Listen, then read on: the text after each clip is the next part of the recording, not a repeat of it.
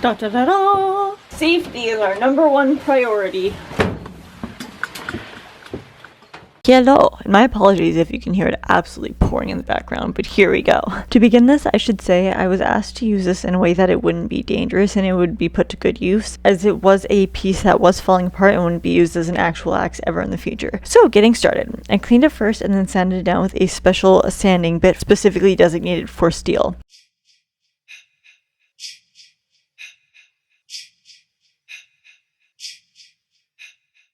Once I had a rougher, cleaner edge to work with, or cleaner facings to work with, for the imagery I took some photos from Google and melded some of them together in a photo app, as well as further melding together once they were actually cut and printed, but more on that later.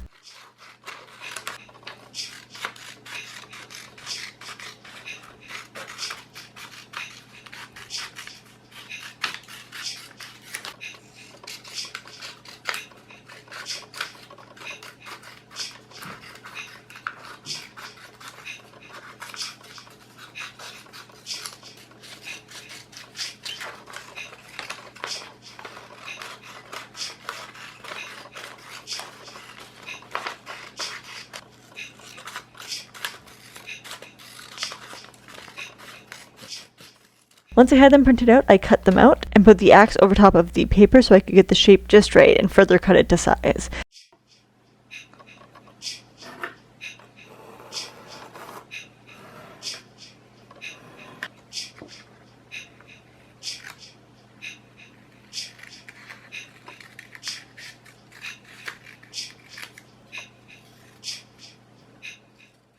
I then used a simple enough paper mache technique to place them on top of the axe. I got one shot, one opportunity.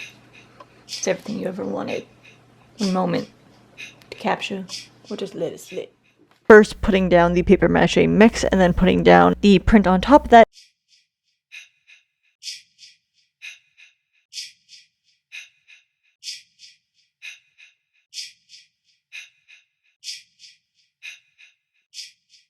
And then placing even more of the water and glue mixture on top of that with a disposable sponge.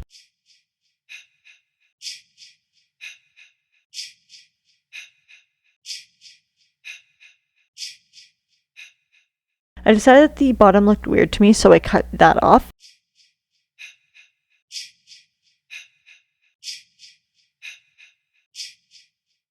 And then did the same with the other side, once the first side was set.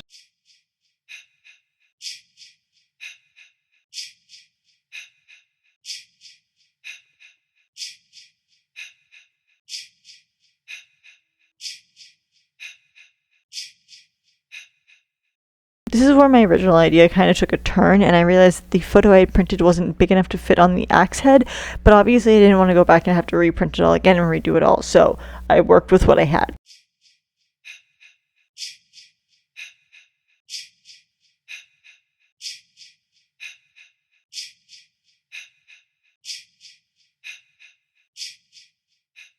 I figured I would add a bloody effect to it. To be sure I didn't ruin anything, I added a coat of clear resin over top of the photos.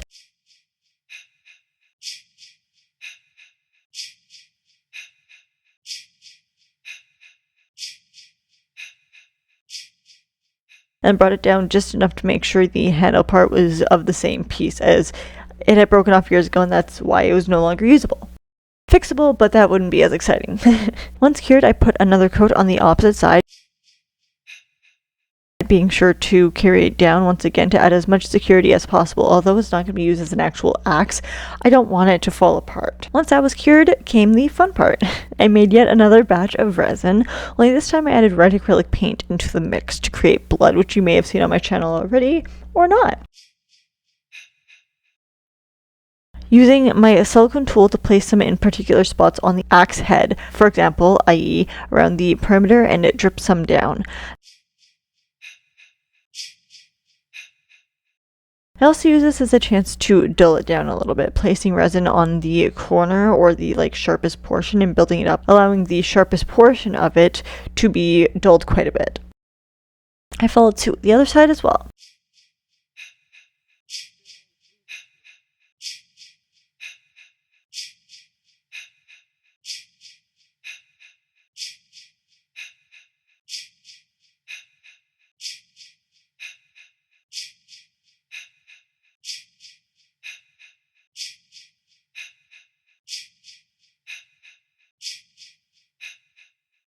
and place some on the top portion to even further hold it all together. Now it was just one cohesive piece. I now have clear resin holding the bottom and red bloody resin holding the top portion together. And with that, we're done.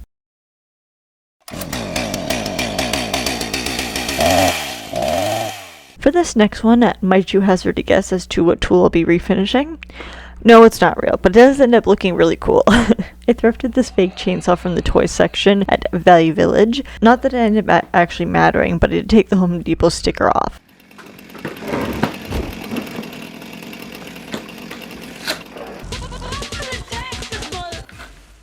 And followed the same steps as I did with the first one.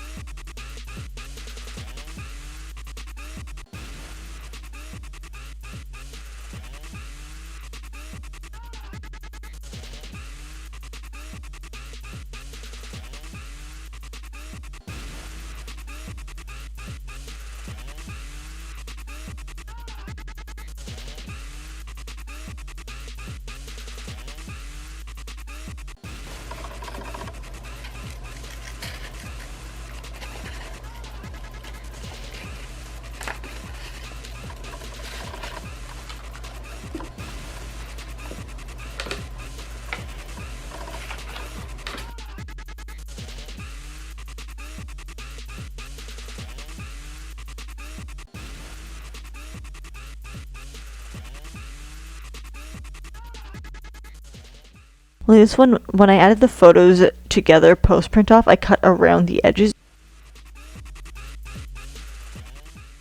and then used some of the more paper mache to push the edges down. This is a little bit more of a complicated edge, let's say. There was even a little space here that I added another few photos to, which I even go further with later on.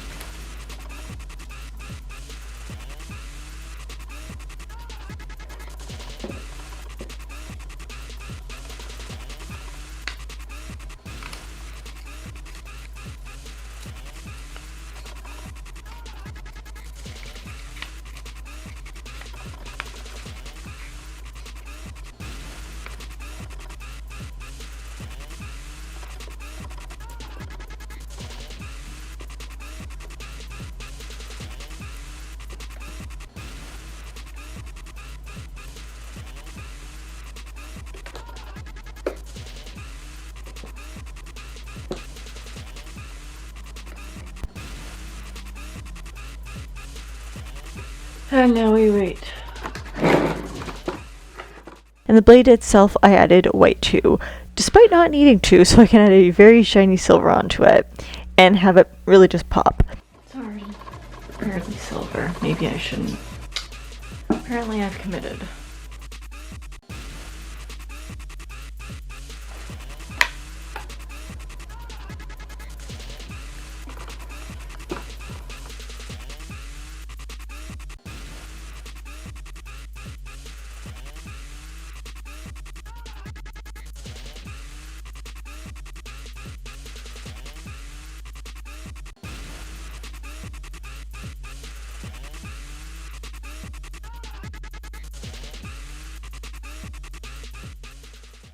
And the rest I did a few coats of black.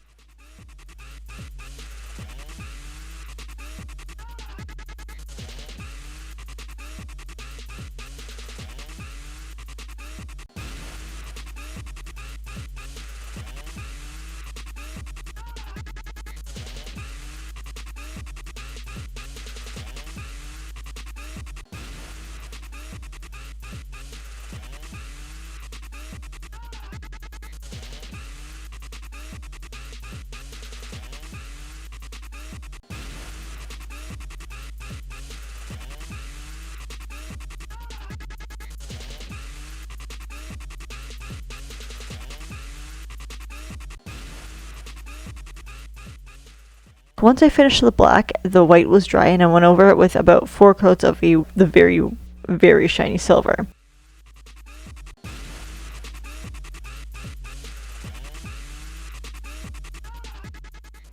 On the face and the edges.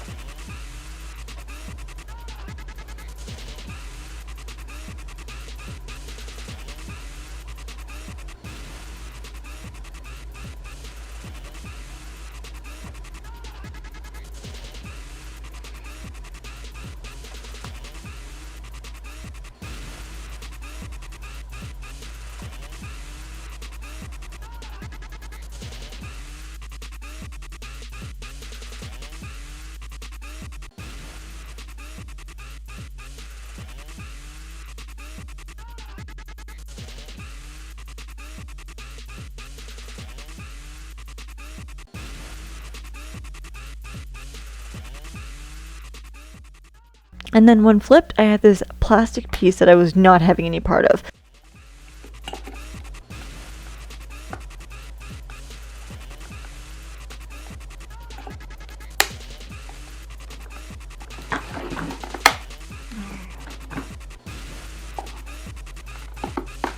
Oh, oh.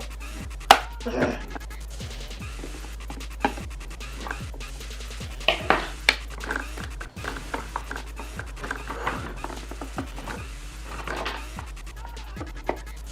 Come on.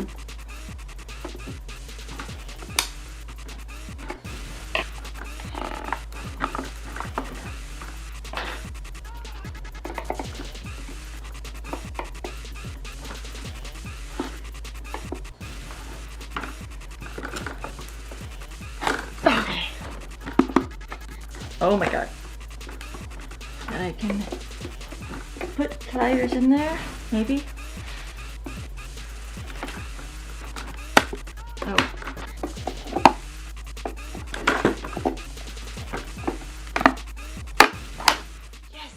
And I'm very glad I did, because when I, let's say, helped propel the inner piece, well... So, I didn't even know this, because this was broken, I guess, but... those go back and forth. That's even cooler. Okay. Once the glue was fully dry, I added a thin layer of resin to coat this too, to seal it.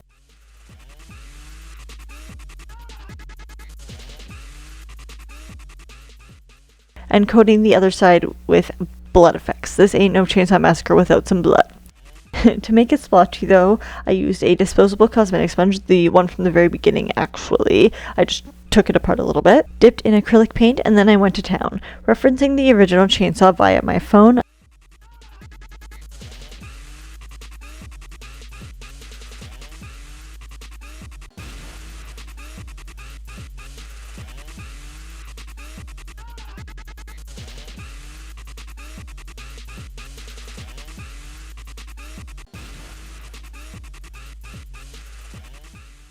I added some red resin between the smaller photos and then continuing on with more fake blood around the entire chainsaw. I know this sounds like I'm chaotically working on this, and that's simply because I am. I worked on whichever part wasn't drying or curing when I could.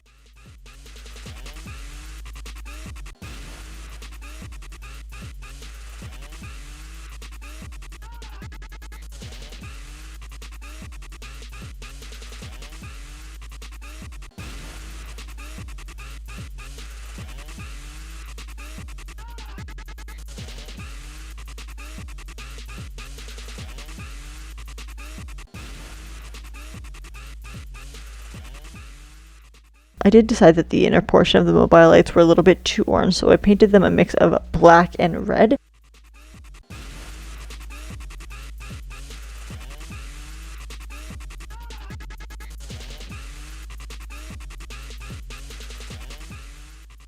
And went back to the smaller photos and added a darker red to texture the resin to create a blood spatter. Whether that actually translates on camera is up for debate. But I did also add a very thin layer once more to seal up the light portion. I did this with my hands so I could be very, very adamant about where everything was going to make sure that it didn't ball up or anything. Can resin ball up? I don't know. To make sure it didn't like pool in one area.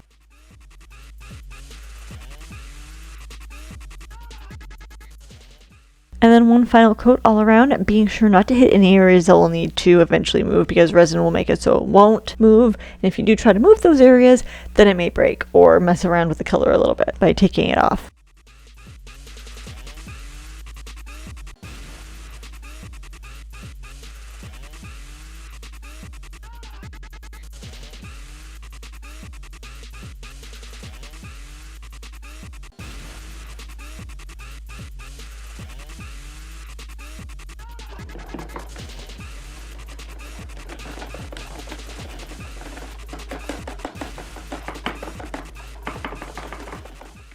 The one final coat did extend to the bottom, but for obvious reasons I couldn't do the bottom and the top at the same time, so I had to wait for the top to be fully cured. And then I found out that the screw was almost entirely stripped at this point. I hate it.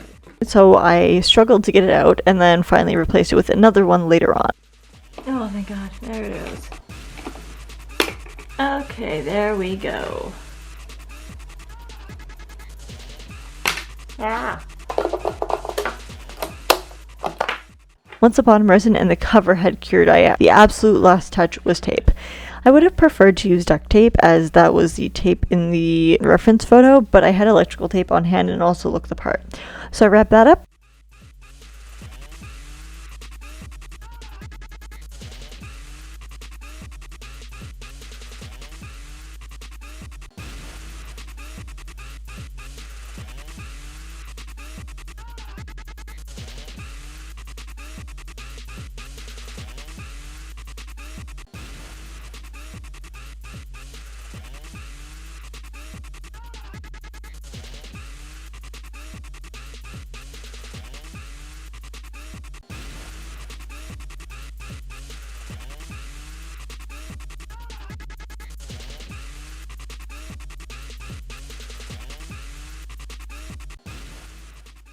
Place the cover back on.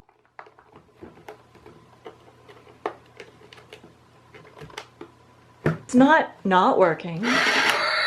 Sure. On one side, perfection. Another side, perfection. Perfection. Ooh. I love the blood. I love it. Okay. Third side, perfection.